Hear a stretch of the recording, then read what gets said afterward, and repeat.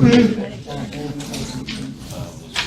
morning, everyone. I think we might start the proceedings. I'm Joanne Bird. I'm Chair of the Board of East Gippsland Water, and I'd like to very much welcome you all here today. Before we get into the proceedings, I would like to firstly pay my respects to the traditional owners on land on which we stand, the Gunung Kurnai, and their elders past and present. So on behalf of the Board of East Gippsland Water, I would like to welcome you to our 2016 Public Board meeting. We have a number of guests who are with us or on their way, including Dominic Zappa, who's Chair of our Customer Committee, and Dominic will be presenting today.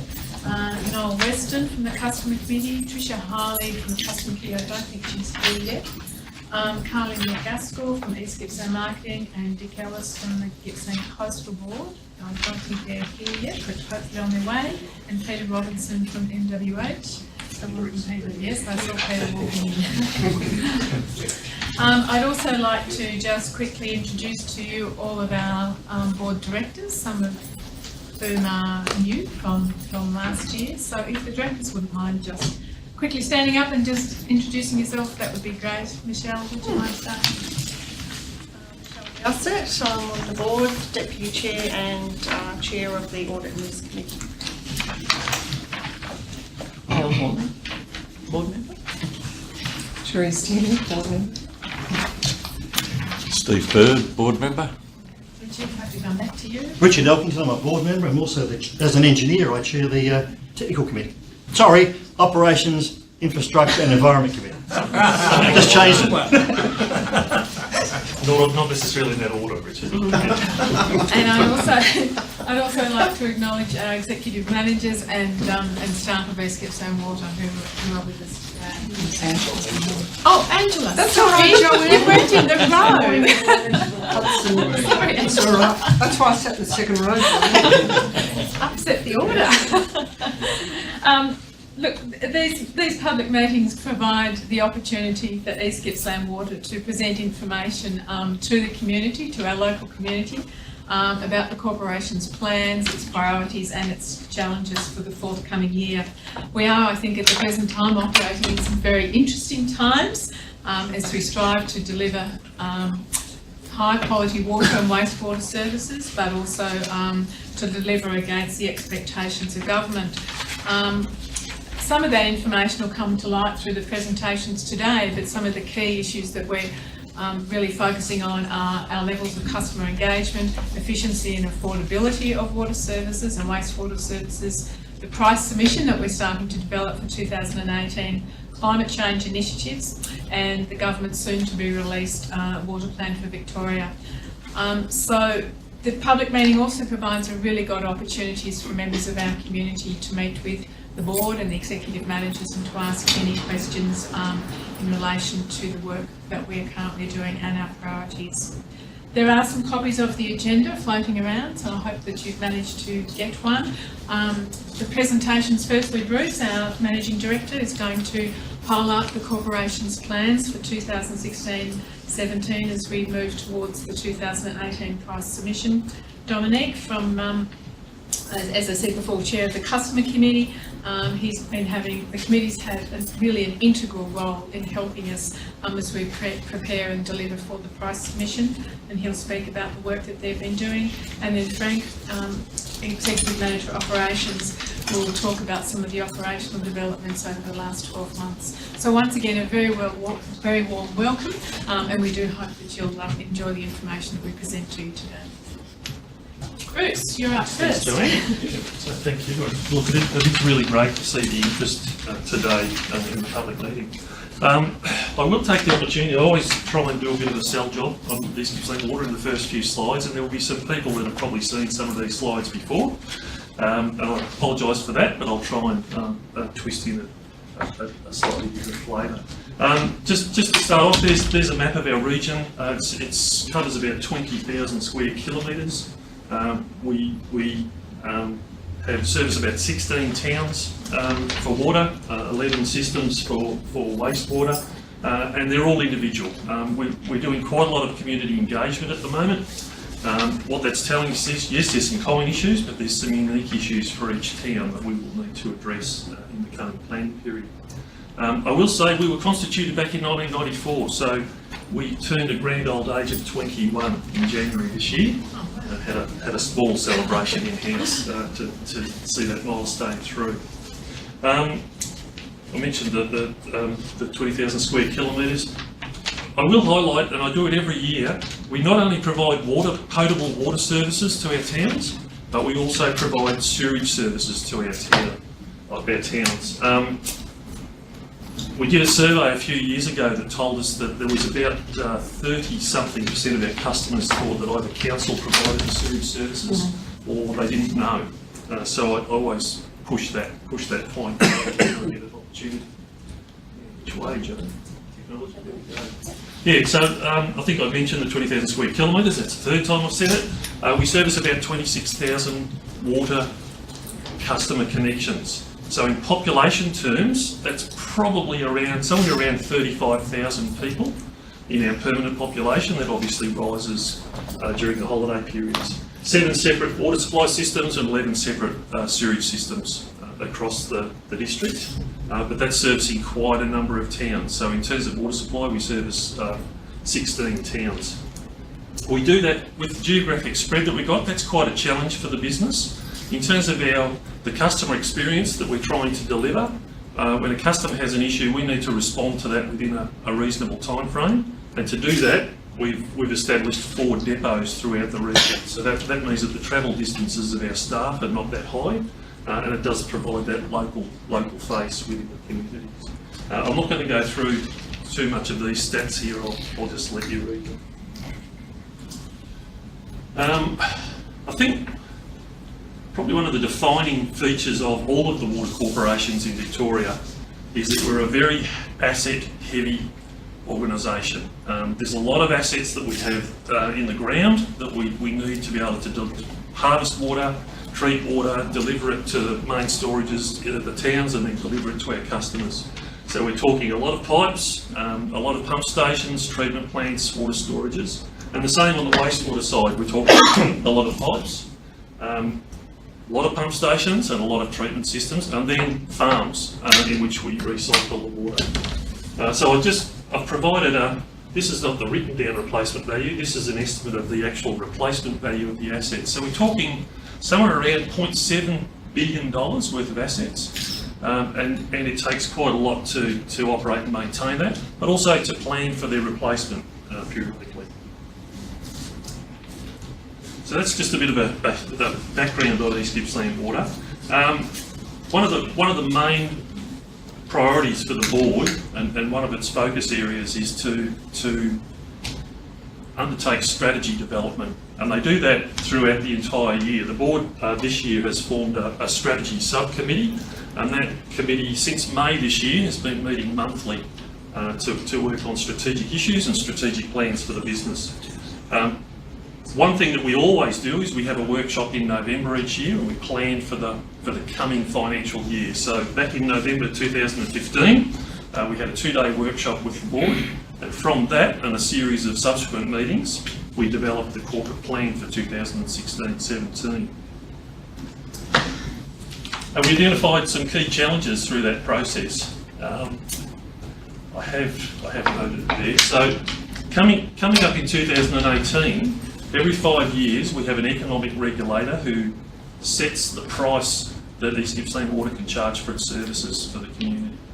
And they set that price for a 5-year period. So the next price set will be done in June or July 2018, and it will run through until June 2023.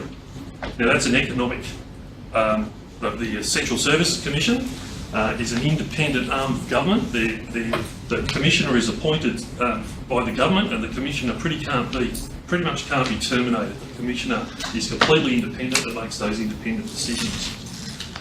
The other thing that we identified is we've had a change of government back in November last year, and the current state government has identified that they need to re-look at the water policy in Victoria. The last serious policy development was back in about 2003. It was called Our Water, Our Future. Sorry, Brett.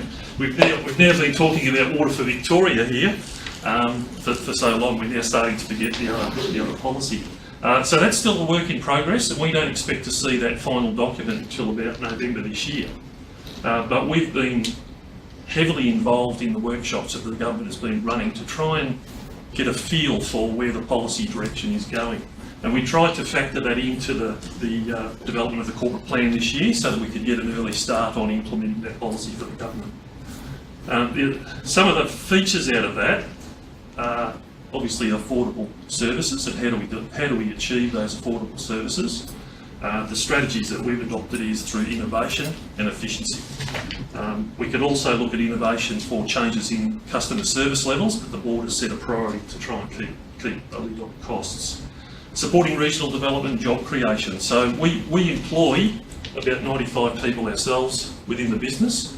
We also spend quite a bit throughout the community in delivering the services, so there's a lot of flow on employment, if you like. But we also have a leadership role in the community to work with other stakeholders to try and influence and bolster development through the community. So there's a few aspects to that. And managing climate change. Now there's other aspects of the policy as well, and I did list them here to just run through. It's about sustainability in our towns, resilient and livable towns, recreation aspects and how we can influence that, cultural heritage and the connection with land and water of our Aboriginal community, water literacy in the community. It's about engaging with our customers. One, what we're doing here today, a bit of an education exercise about what services we provide, but also to engage with the community to say, okay, well, you're our customers, what are your preferences? What are the service levels that you're seeking from us so we can plan for that in the future and deliver it? Water for catchment health, that's obviously something we're very keen to see, to make sure that our catchments are clean and green because we harvest our water from them. Water for agriculture, not as important for an urban water business like ourselves, that's more for Southern Rural Water and the Catchment Management Authority.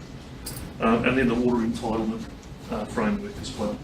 So it's an overarching policy review. There's a lot of linkages between all of those subheadings, if you like, and we've got a big role to assist the government in delivering that. Now, this is, and some people will have seen a similar drawing to this or diagram to this before, but this is the strategy we've developed in a nutshell. We have down the bottom here, we have our mission, which is the purpose of our business, and as you'd expect, we're aiming to provide valued water and wastewater services in a responsive, cost-effective, safe and environmentally sensitive manner. So fairly rational, fairly sensible sort of identification of our purpose. And then up here, we've got where are we heading towards? And that is that East Gippsland Water is a leading and respected water corporation. Now, we could argue that a lot of the evidence we have suggests that that's probably the case now, but if we just sit idle and don't really put effort in, that position will slip. So we need to work very hard to maintain that position and improve on it. And we've got 5 high-level strategic objectives that the board has set. So they're obviously going closely in hand with our mission is to meet the needs of customers and stakeholders. And that gets back to the engagement we need to understand from our customers what their preferences are and desires. To enhance the livability, development and resilience of the region. So that's picking up on the water policy that the government is setting and how we're really starting delivering it. To innovate and achieve whole of business sustainability. That's more referring to driving efficiency in our business and keeping a lid on our costs. To maximise the potential of our people, because our people are our key success factor. And if we haven't got the right people in our business with the right commitment, all pulling in the same direction, with the right skills, then that's just a recipe to failure. So we've got a great focus on that. And then to optimise the efficiency and affordability of services. So that's getting to that end point. There's a lot of words in the background behind this, and this gets back to the potential of our people. We have, trademark behaviours that we've set. Call it values if you like, but it's setting the culture of our business. So there's 4 of them there: united, dynamic, innovative and passionate, and that underpins our business and how we deliver our services. So, coming out of all of that strategising, there's a plan to invest about $10 million this year just on the operations of our systems to deliver the services to our customers. So that's investing through all of the communities. And there's a plan then to also invest in capital works of about $12 million. And you can see there, there's more than 80 projects that we're proposing to deliver this year. I've just given a bit of a snapshot of some of those projects to give you a flavour of what we're talking about. But upgrading treated water storages at some of our smaller communities. So that's the water after the treatment plant. We need storages there to be able to meet customer demands. Region-wide renewals and upgrades, that's on pipes, pumps, SCADA systems, you name it. A broad plethora of upgrades. The Bairnsdale sewage treatment plant upgrades, and you may have seen some of the media recently on that. I think Frank will probably talk about that, so I won't steal his thunder too much. We're also doing quite a lot of desludging of our lagoon systems. So in our wastewater treatment systems, we accumulate sludge through the process over many, many years, and at some point we need to desludge those lagoons. So we're embarking on that program, continuing that program this year. We do have some issues at the Wyong Basin that services pretty much the whole of the Mitchell system, the Mitchell River system, and that's about 80% of our customers. So, Frank, I think you'll talk about that in a bit more detail, Frank. And then we have technology renewals as well. The SCADA system being, not renewals, sorry.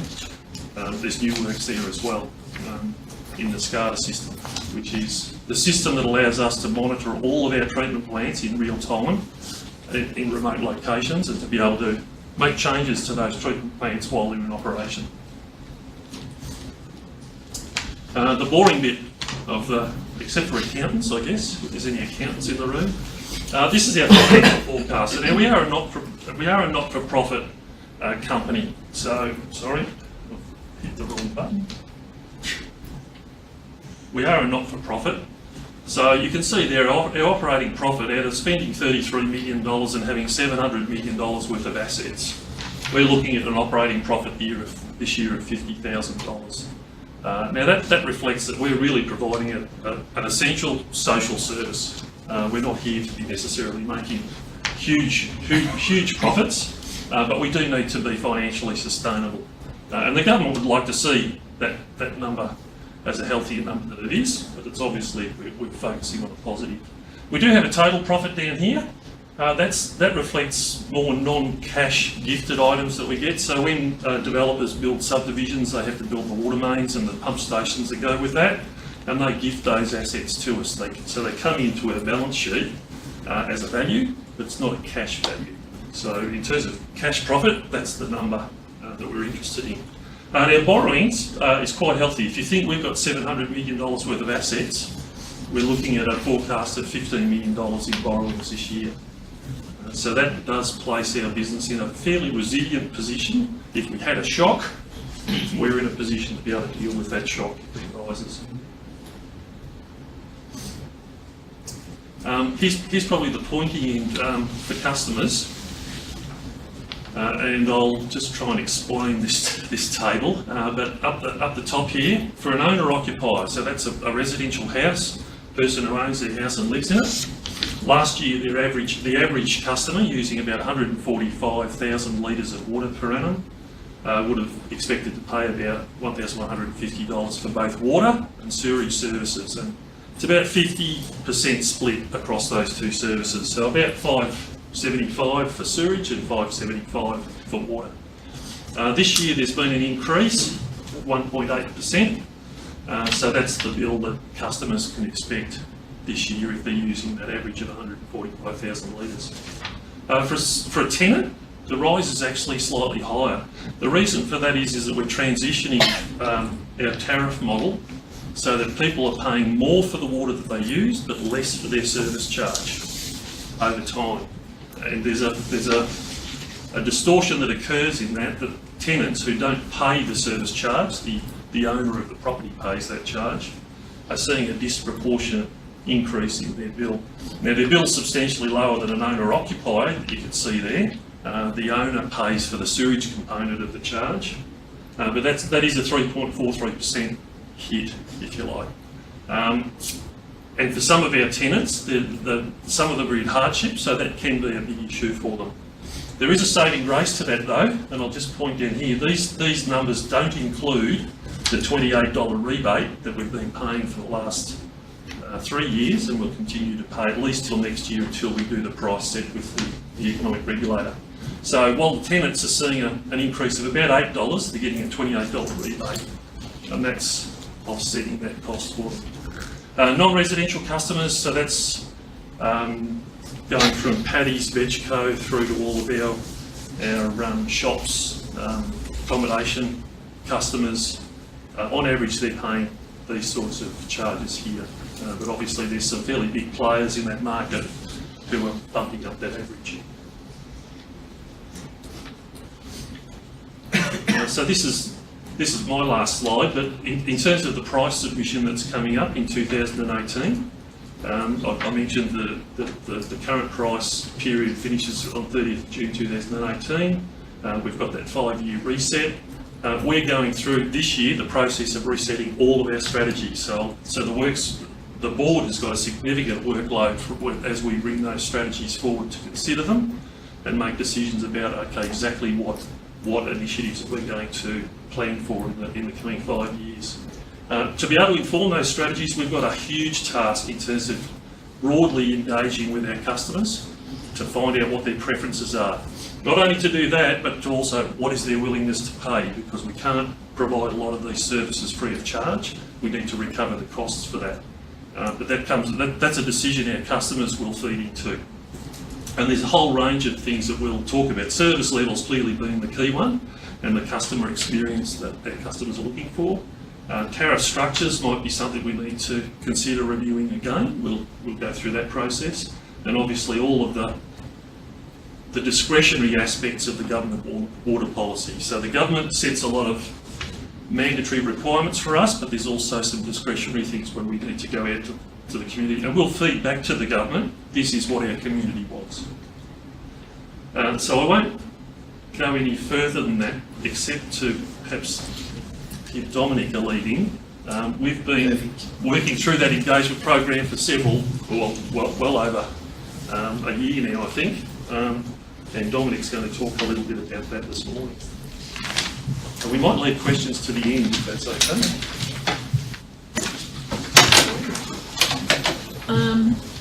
Thanks, Bruce. Yeah, as I said, we'll take questions at the end. We've allowed some time for questions after all the presentations. So Dominic is the chair, as I said before, of our customer committee, and the customer committee is really integral to the corporation's business processes as it moves forward into the 2018 vice submission. So Dominic, without saying anything further, I'll hand over to you just to speak to us about what the committee's been doing and how it can add value to the processes. Yeah. I'll just start with a brief review of where we are compared to last year. A couple of photos there. Last year we had lost a couple of members of the committee, and you can see there's a bit of a change there. We're not all in this other photo, but we asked at this time that we try and get a couple of more board members. So we were really pleased when Noel and Trish put their hand up and joined the committee. They bring a wide range of experiences across a whole range of areas that I know that the committee has found valuable, and that's been great. Also during the year we had a couple of people who weren't able to participate all the time because of family related, and they've got some leave, and we thank the board for providing that leave just to give them a chance here to deal with their support their families during the year, and then consider whether it's appropriate for them to come back at the start of next year.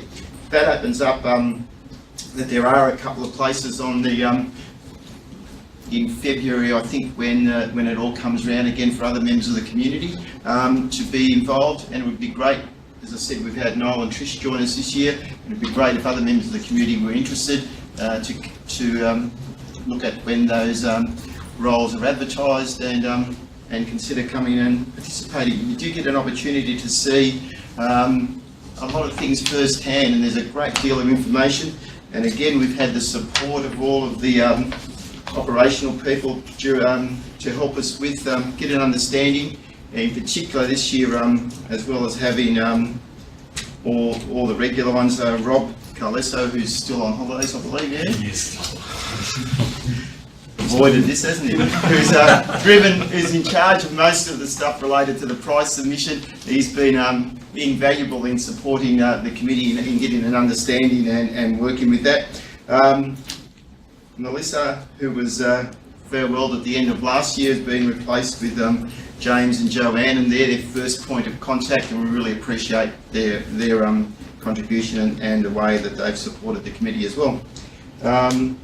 So the other part is that this time last year we said that the most important things that we were looking at were the Essential Services Commission and the pricing submission, which is, I'll go into that later.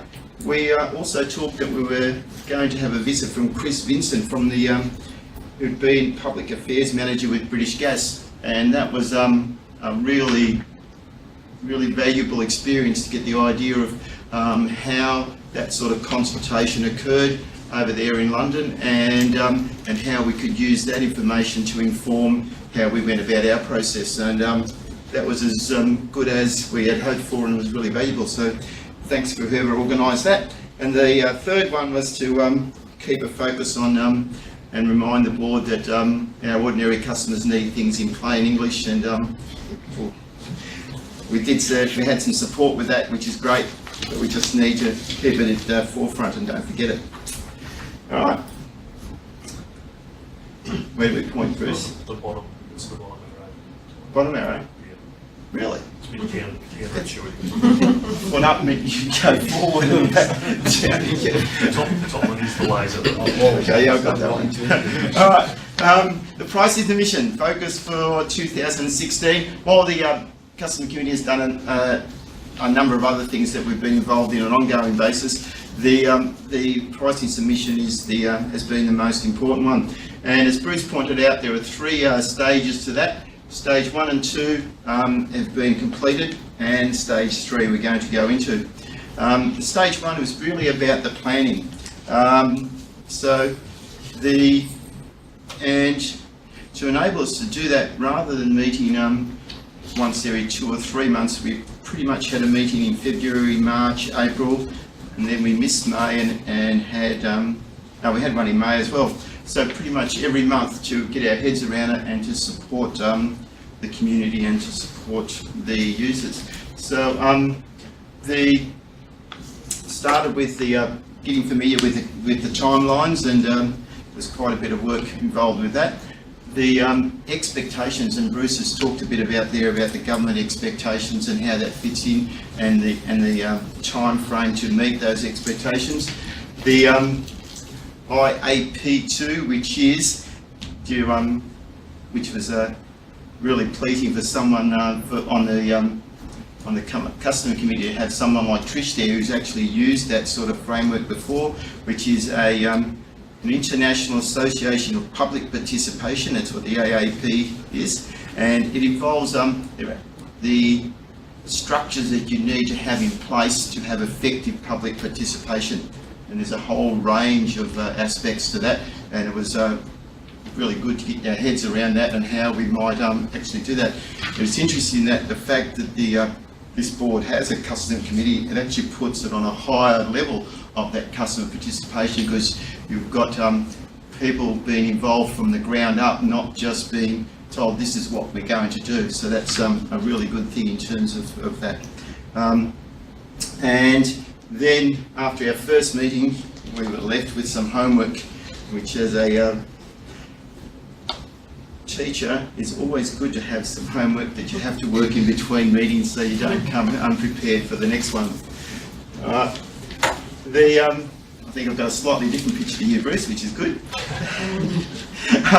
We came back from our February meeting with our homework, and our homework, we then had a workshop that looked at the service levels that Bruce talked about, and we then had to submit our homework. Which one? No, I want to go back one. Which was really to look at what are the 5 most important issues that we as the customer committee members who are representing the customers in the community, what did we think were the most important values, issues for that required further consultation.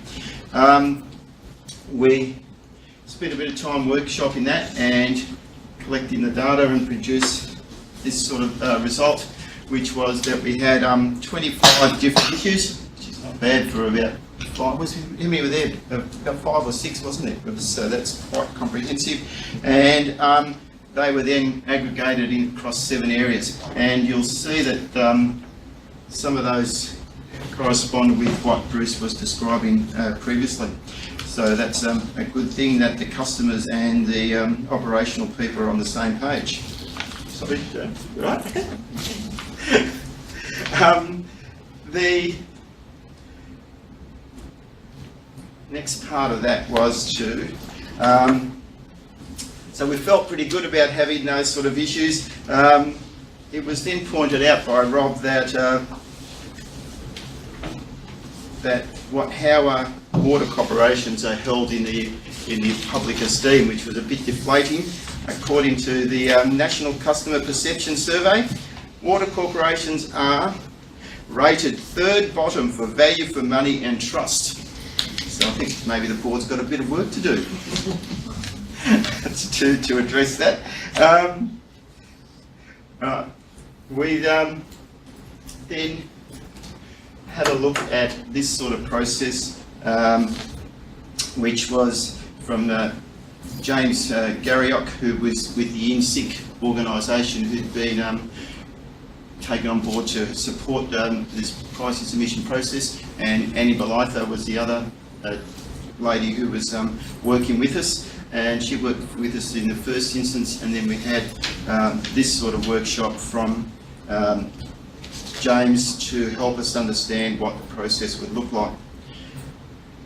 The first stage here in the process was to actually get some qualitative idea, have a conversation with the community, a small number of people, look at what what ideas were being generated, how people thought of them, what other things could come up in the community, and then we've reached this end of stage 2 here, which was in September, and then this part here corresponds with stage 3, and I'll explain a bit more about that as we go through it.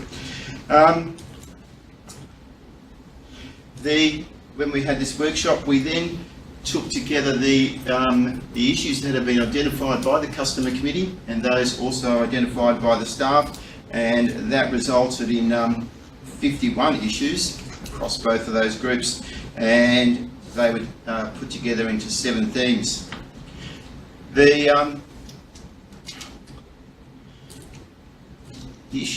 This here about the customer engagement was the major focus of our conversation, and how we might target different groups in the community, identify what issues there were and what they might actually mean, how we understand what their attitudes and priorities are, what sort of questions do we really want answers to when we go there and have those sort of conversations.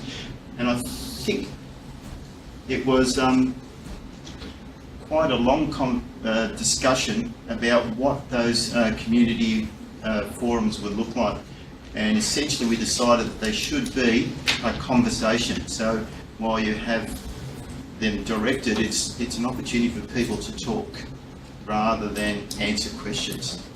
And so I'll point that out as we get to that part of the process, how that went. And the other part was that when we got the report from INSIC, we were very specific about what sort of things we wanted in it to enable us to carry out these tasks. So that was interesting. Alright, so after having looked at those 51 issues and across 7 themes, we settled on those final 4, which were the service levels, which is looking at how the service that Bruce has talked about and how that is reflected in the community, the hardship in supporting people who may have particular needs, the environmental sustainability and the livability. So they were the final 4 areas that we thought we would go and have a conversation with the community about and work through that.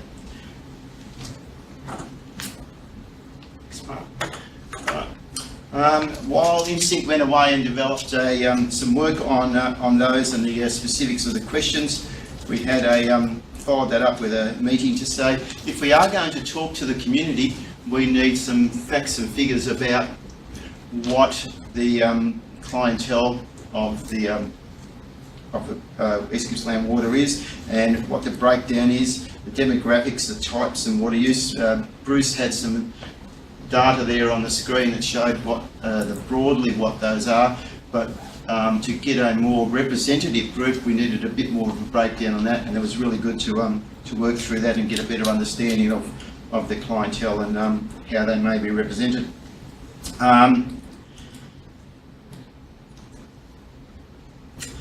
Things like whether they're concession card holders, whether they're tenants, whether they're owners. So that was a bit more in depth from what the initial information there. We also then had what that customer engagement process would look like. Annie provided us with the questions that we might have as part of that conversation, and we discussed those, and it was all the customer committee members were their input was really useful. Annie was fairly pleased and surprised, not only surprised, but about the enthusiasm shown by the customer committee members and their participation levels and their desire to actually carry this out and produce a really good consultation process. So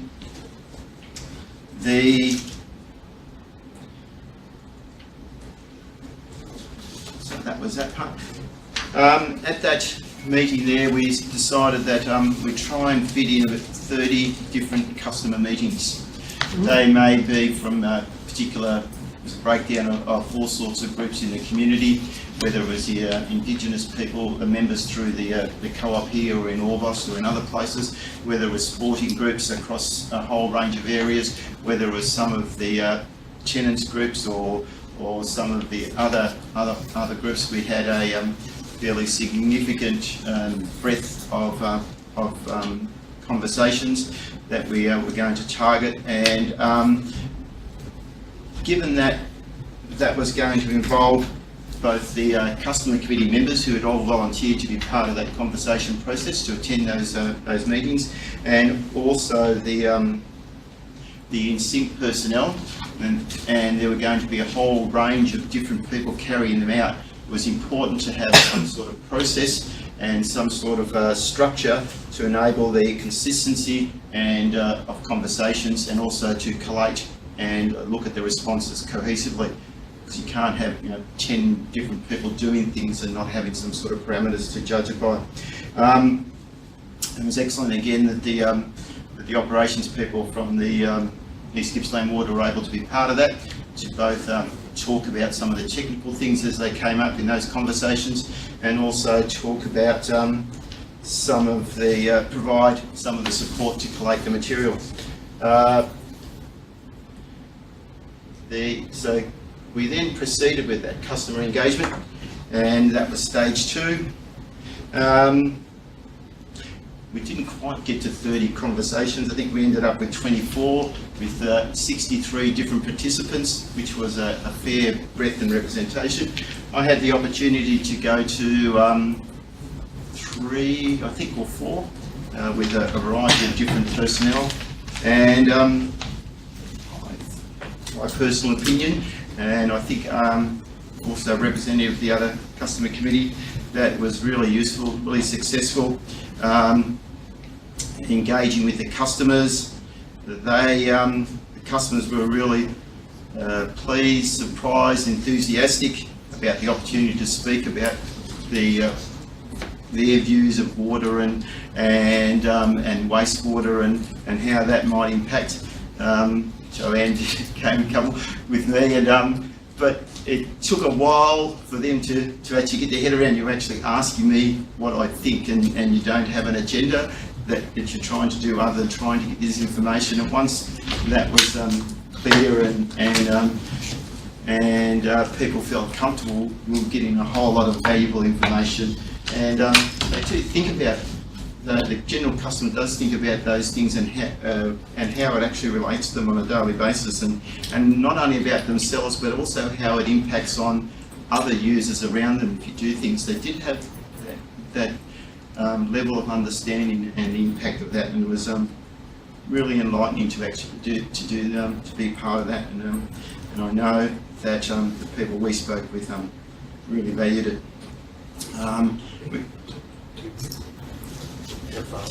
2 minutes. You had 7, you went over.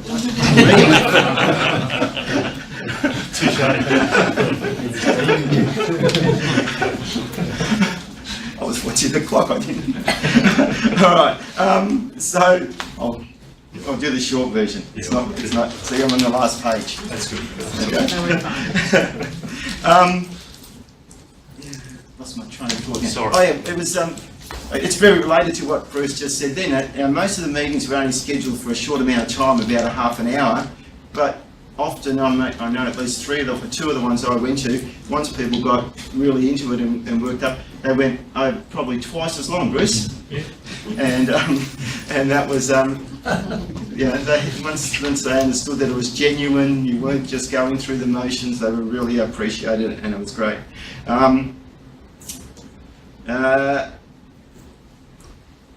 The feedback from some of the feedback from Annie Belitha was that it was a fantastic project to be involved in, and the role of the customer community members as peer researchers was unique and added considerable value to the process and outcomes. So again, thank you everyone for letting us be involved, and as Annie said there, it was valued also and was unique. It doesn't happen, hasn't really happened in other areas where they're doing price submissions. The data was valuable and formed the foundation of stage 3, which I'll talk about in a minute.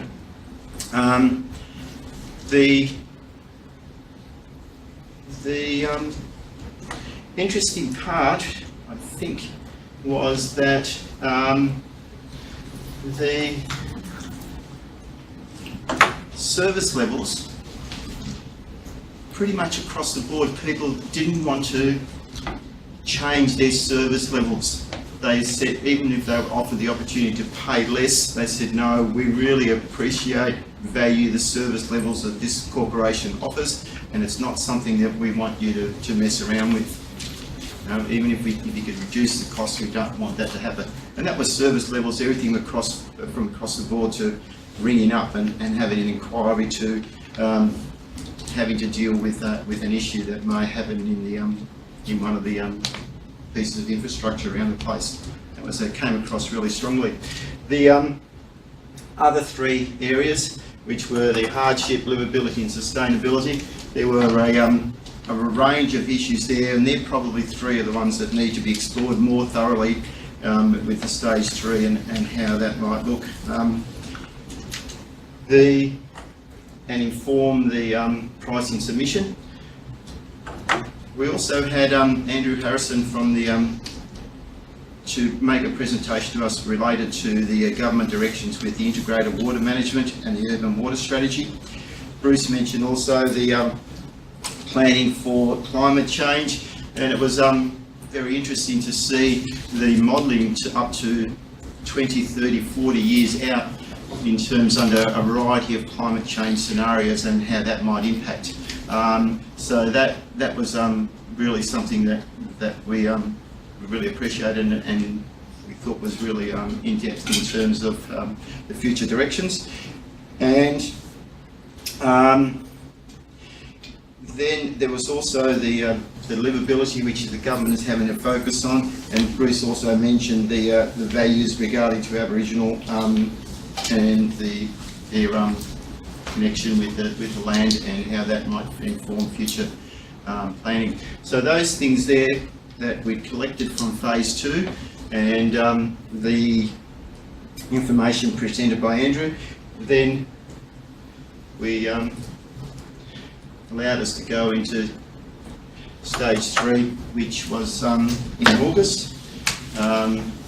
The committee in August looked at the sorts of quantitative questions that could be asked around those areas to better provide information for the pricing submission. And I wasn't at that workshop, I was away interstate, but I had an opportunity to look at the questions that they developed and work through that and have a look at them after they were done. And I think that they're going to work pretty well. And we were able to meet our timeline, which was to have everything done by September. So that's great. And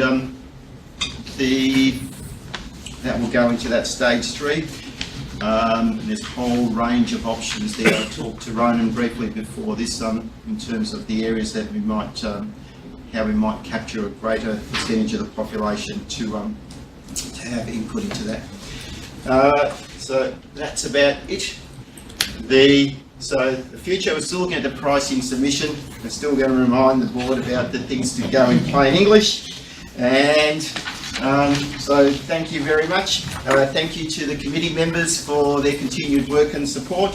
Thank you to the staff for always being there when the committee's needed anything. And thank you particularly for to the board for taking on our thoughts and recommendations and views and incorporating into their work, which makes the committee feel as if their time is well spent and valued. And just a reminder again that there will be some positions up in 2017. So if you have an interest or know someone who's interested, then please put your hand up. So thank you.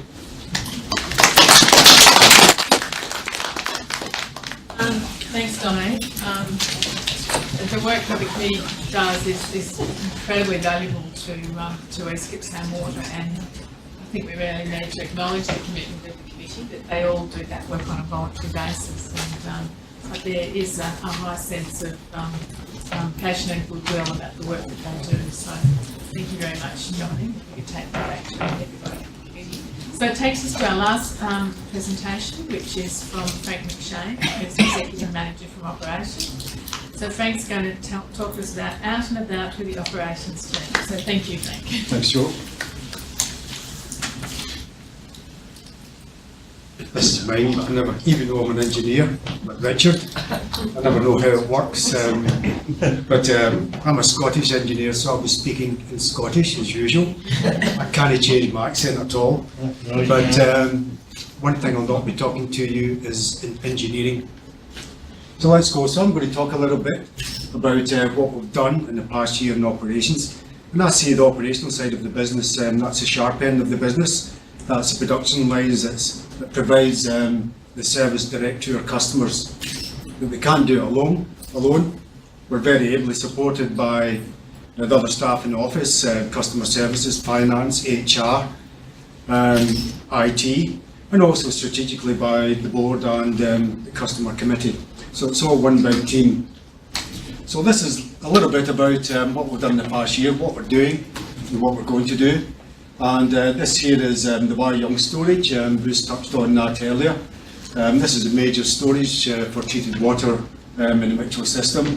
And there's a couple of challenges there associated with that storage as it's getting on in years. Also, we'll get into, it's not all plain sailing, but we do have a few challenges in operations. Not everything works too well.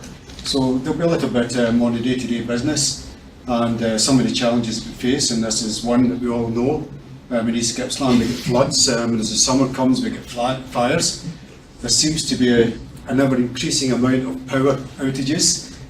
And there's other things as well. Sometimes the telephones go out, and there's the usual day-to-day stuff like bursts and blockages and things like that. And we also try to innovate. So one of the, oops, I'll bring back. The main thing for ourselves in the past year is to provide our customers with really good quality water 365 days of the year, every second of the day. We try our hardest to do that. These are some of the things, you might not be able to read it here, but some of the things that we measure. There are 20,000 tests carried out in our water throughout East Gippsland each year by an independent lab on all sorts of things. This is just some of them: E. coli, trichloroacetic acid, aluminium turbidity, which is a measure of the dirtiness. But we check for radioactivity, cyanide, pesticides, you name it. Not everything every week, but some things are tested every 3 months, sometimes once a year, sometimes every 2 years.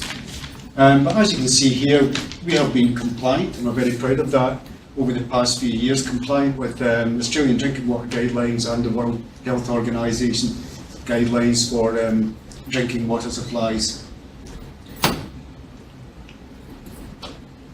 And this is another thing I was wanting to show you. Bruce just mentioned SCADA. I don't expect you to be able to read all that, it's pretty detailed. Every second of the day, we measure not just flows and levels in tanks and so on, but we also measure the quality of the water so that we know if there's something wrong with the water. Not every single thing is measured, but there's enough there to tell us if we have a problem, and if we do have a problem, then an alarm goes out to one of our staff member, or the plant automatically shuts down. So here's the final water going out to our customers, and it measures the chlorine. We have to put chlorine in the water because we need to make sure there's absolutely no pathogens in the water, and it measures the dirtiness and the pH amongst other things. So every second of the day we can monitor our plants and control the plants from anywhere in the organisation, from a laptop. I can do it from here, or even if we're overseas, to make sure that our customers get the water supply. Day-to-day business, we always get bursts and blockages. Some of our water mains are 100 years old, so now and again we do get a burst, and this was one that we had this year. And as you can see, it created a big hole in the road, and if a car came along it would have fell in that hole because it got even bigger. Our consumption has gone down year on year from our customers. And another thing that we're very interested in is our non-revenue water, our leakage, and this is an indicator of it. And it has been coming down. Now, these earlier years, I reckon we just weren't so good maybe at metering it and measuring how much we were losing. But we do measure how much water that we do lose each year through cracks in the pipes and whatever else. And sometimes that water is used for our own consumption, so it's classed as non-revenue water. You can see here that it has picked up a little bit in the past year, but that's because of an issue we had at Young. At the back end of the business, or the end of the business, no pun intended, we do get blockages. But we are getting better every year, and most of our blockages were because of tree roots, huge gum trees above the old concrete pipes, vitreous clay pipes, and the roots they get thirsty, especially during the drought, and work their way in, and they can cause some blockages, but we targeted them. And over the years we got them down from 23 per 100 kilometres down to 3 per 100 kilometres.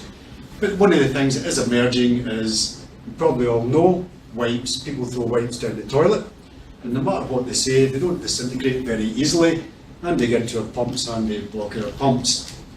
We are measured to death by these ESC and everybody else to make sure that our sewer spills and blockages and how quick they get to them and everything else meet certain targets, and year on year we can be very proud here in East Gippsland that we are very well up there compared to a lot of other water businesses. We provide a really good customer service here, and that's a credit to our staff right across the board.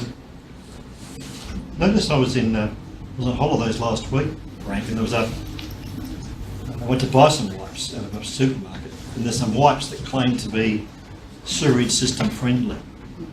Is that true? Do we have sewerage system friendly wipes? It's probably a bit like snake oil as well. You know, they always claim everything to get you to buy it, but there may be some. I don't know. You can always test them, put them in the sink and see if it dissolves. But some of them, what happens is they wrap around the pump impeller. They're very stringy. I mean, even when you hold them, they're very hard to pull apart. Yeah. But it is a problem. It's an emerging problem, not just here in East Gippsland, but everywhere throughout the world. As people are using them more and more and just throwing them down the toilet. So we do try and encourage customers to put them in the bins.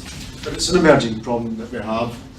Well, another little thing that we're proud of is that we don't just fix bursts and blockages and operate the treatment plants. But our guys are really passionate about what they do, so whenever we have issues like pressure, our guys carry out installations and modernise our pumping stations. And here's one down in Lake Sessions, Mark Kalinda, the wine glass. Most people will be familiar with that.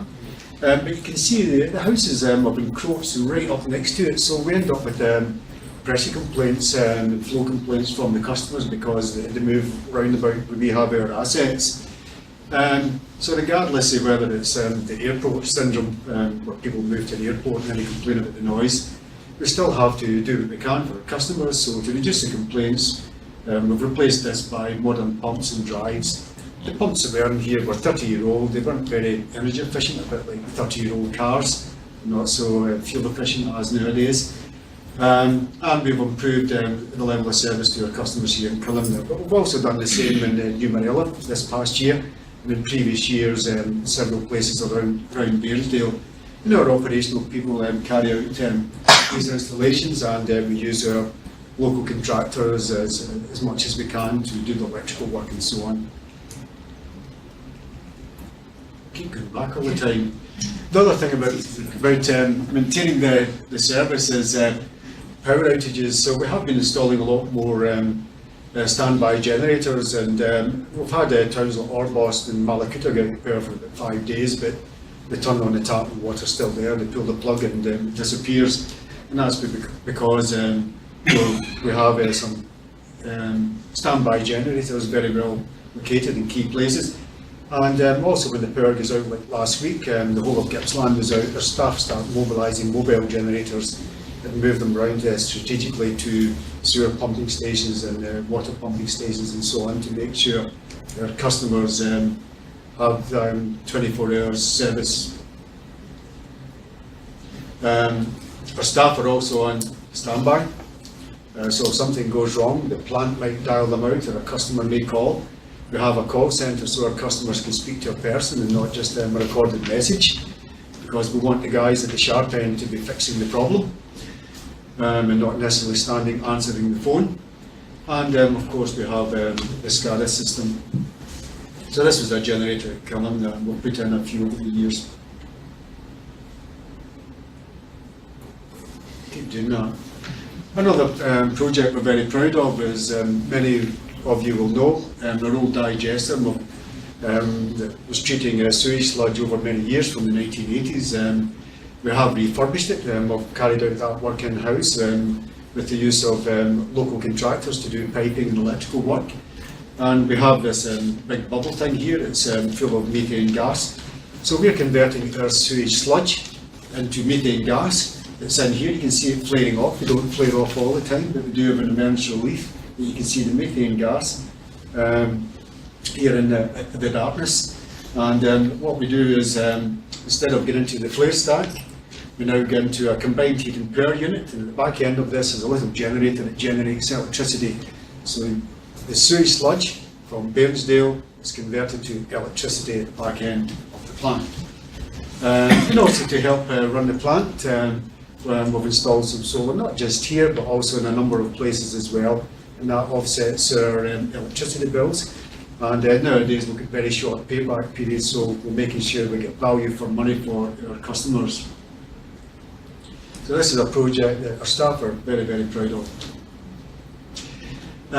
But we're also not doing it alone. We're working with some local businesses and East Gippsland Food Cluster, veg co-parties and so on. Sustainability Victoria, Federation University and East Gippsland Shire. We're looking at taking food waste, because the day is coming when there will be no organic waste, there will be no food waste going to landfill. So things like our anaerobic digester, or maybe a new modern one, can take the food waste. So hopefully the charges are less for the companies that are maybe paying up to $200 a tonne to put it to landfill. It's a win all round for everybody, including the environment. So things like anaerobic digestion can take food waste and prevent it getting into landfill.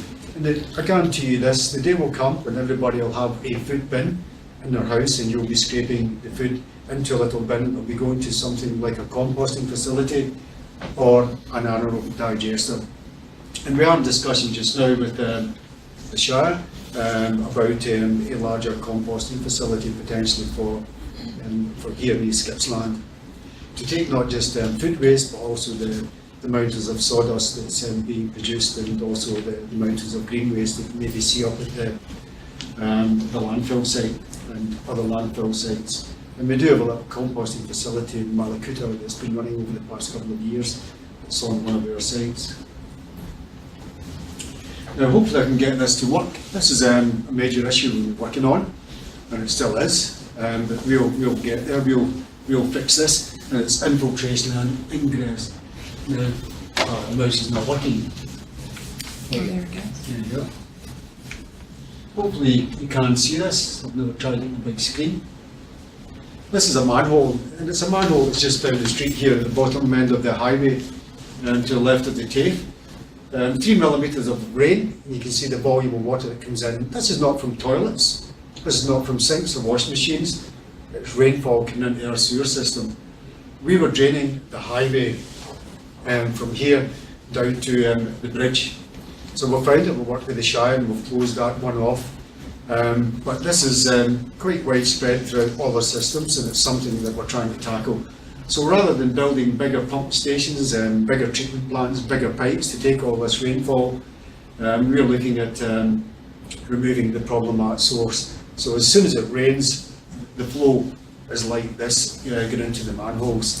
When the rain goes off, there's just a trickle going in, the odd person pulling the plug or something like that, the odd washing machine or shower going. So this is something that it's a bit of a challenge, it's a real hard one, but we'll sort it, we'll get it fixed. Did everybody see that one okay? This is just a couple of examples of where it comes from as well, other than just draining highway. Faulty manholes, and sometimes it creeps underneath the manhole. The manhole can look quite good, but there's the slab around it maybe isn't sealed that well, and water percolates underneath. And this is an example of a roof drain just connected directly in. And there's patios, there's gardens, there's all sorts of things. There's a whole multitude. But we'll remove it just a little bit of a time at a time, and we'll resolve this problem. There you go, there's a snapshot of what we've got to try and tackle. This is just a little part of Bairnsdale, so potentially every house could have a roof connected into our sewer system. They don't all have a roof connected in. I've also put this one up because we're working with the Shire just now. This is the outdoor pool in Bairnsdale, and this whole area here was draining into our sewer system. So whenever we get really heavy rain, some of the customers around here, the sewer system is backing up, the manholes are filling up, and this was one of the culprits. So we're working with the Shire just now. They didn't know about it because this pool was maybe built about 30 years ago or something like that. Oh, there's the nearest hole, we'll just put the water in there. But we're working with the Shire, and already we've actually got all the drainage from this grass now getting into the stormwater system where it should go. And it gives you an idea of the extent of the problem. Sorry? The blue squares, they're the surface water drains, they belong to the council. All the other ones are manholes, and then every property's got a connection.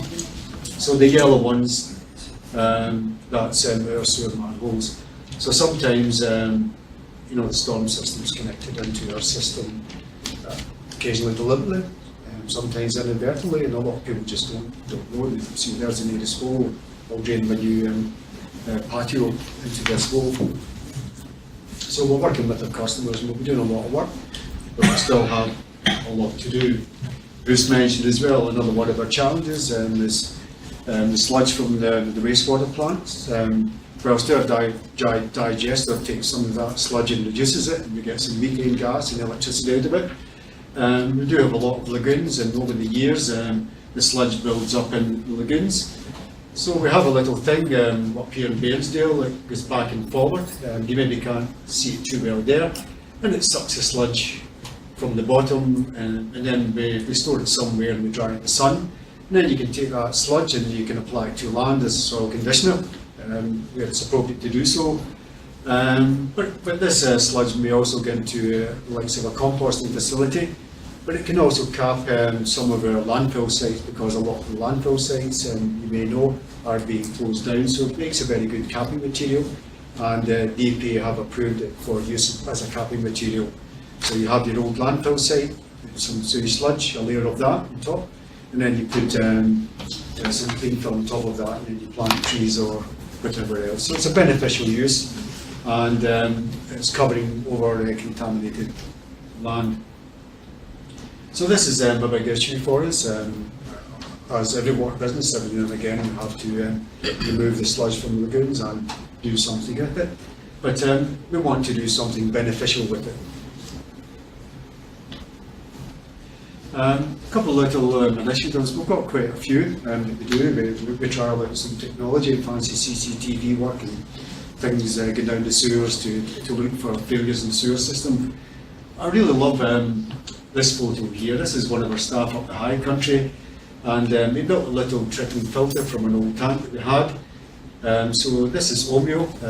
We have a storage up there, and during the summer months we get algal growth in the storage. Even though the treatment plant takes the algae out, it can still leave some taste in the water.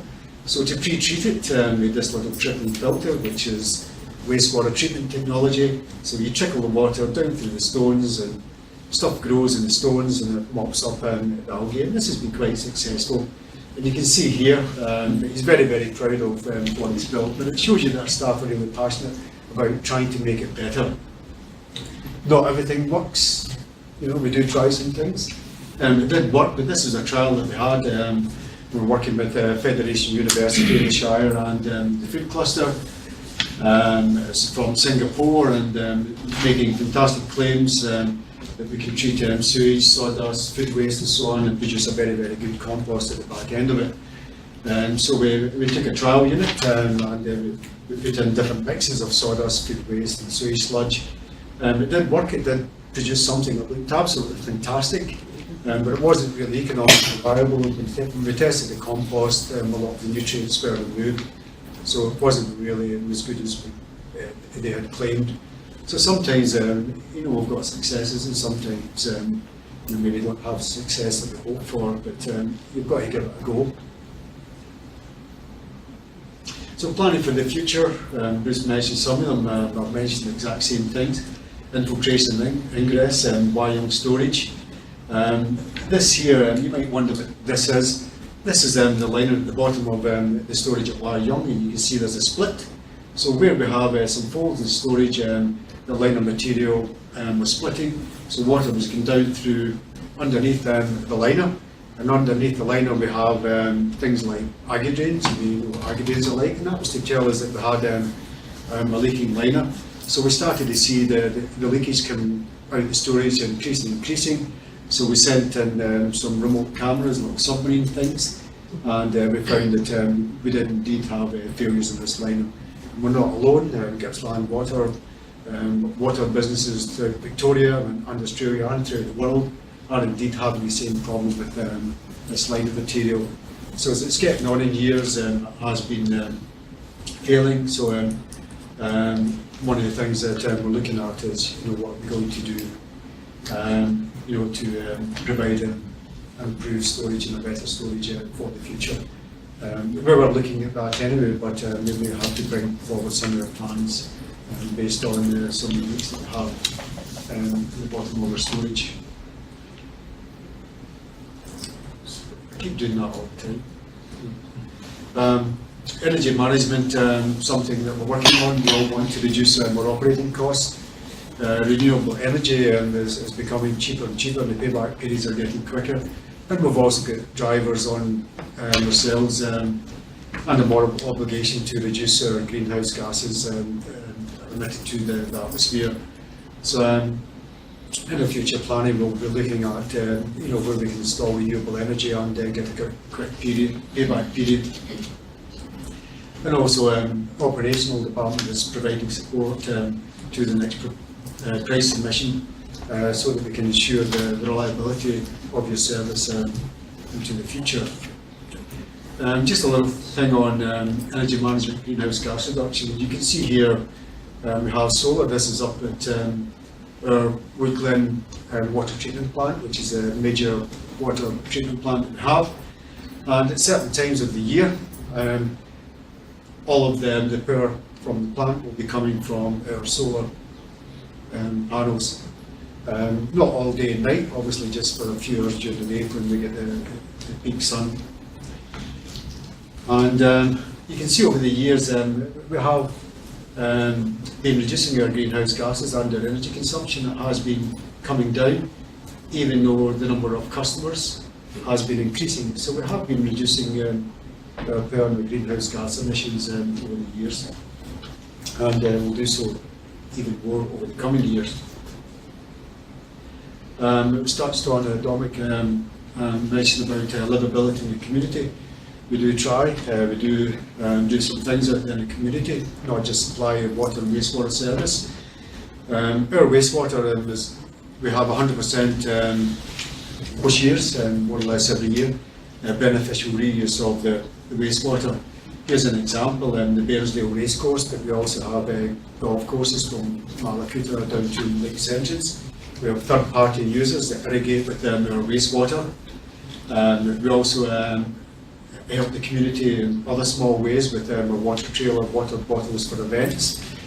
In the past year, and many of you may know about the water fountains. This one here is on the rail trail, and these are being rolled out to all our communities, from Malakuta to up in Omeo and Orbost and so on. And this is to encourage people and provide a service for them so that they can get a drink when they're thirsty going along the rail trail, but also to encourage people to drink tap water. And that's me. Thank you.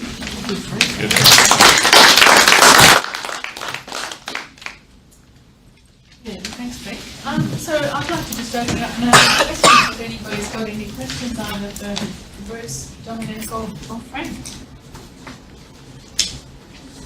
Yes. I've got one for Frank. The Wayang service station, which is close to where I live, has a trickle of water running down Eastwood Road, and I understand that it might be fixed soon, but is it coming from the basin or not? It's coming from the top of the floating cover. If I can maybe show that first slide.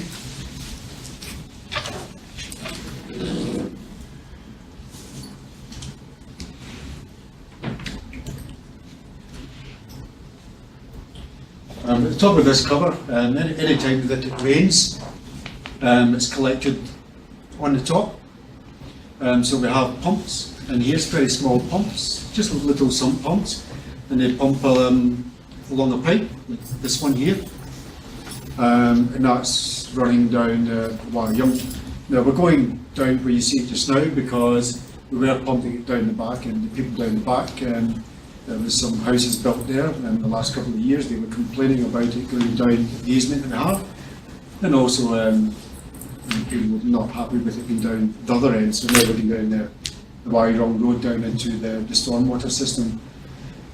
So the water that you're seeing just now is from the top of this cover.